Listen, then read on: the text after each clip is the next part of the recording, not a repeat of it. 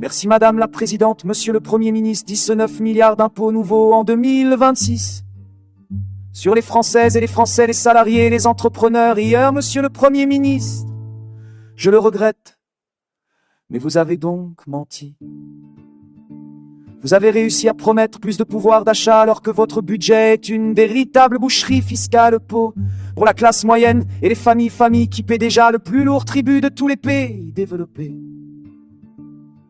Pire, Monsieur le Premier ministre, pire, la charge fiscale dans notre pays est tellement insupportable que depuis 4 ans, les impôts ne rentrent plus comme ils le devraient, à défaut d'écouter la souffrance des contribuables. Écoutez, lisez les rapports de Bercy, peut-être y serez-vous moins insensible. Hier, Monsieur le Premier ministre, vous avez donc menti, vous avez loué la valeur travail.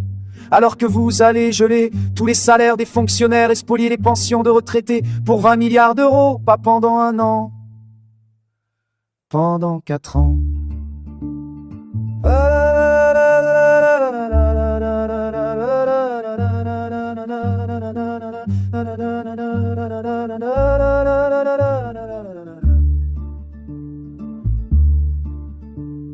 Hier, Monsieur le Premier ministre, vous avez menti car vous promettez de régler la crise des finances publiques, alors que vous continuez à augmenter la dépense de 28 milliards d'euros en 8 longues années. Vous n'aurez donc jamais été capable de baisser d'un seul centime la dépense publique. Vous avez caché, Monsieur le Premier ministre, tous ces mensonges par une forfaiture encore plus cynique.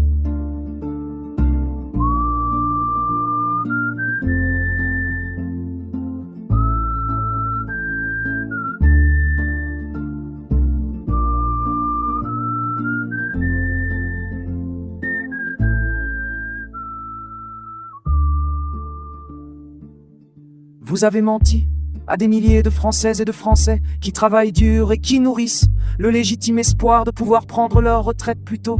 Et tous ces travailleurs, vous les avez trompés avec la complicité des sociotraîtres de service, jamais avares d'insulter l'intelligence et la dignité de nos compatriotes. La suspension des retraites n'existe pas autrement que dans vos mensonges.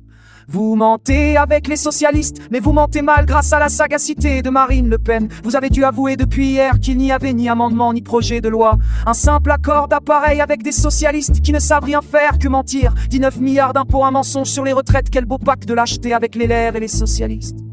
Alors avouez vos mensonges.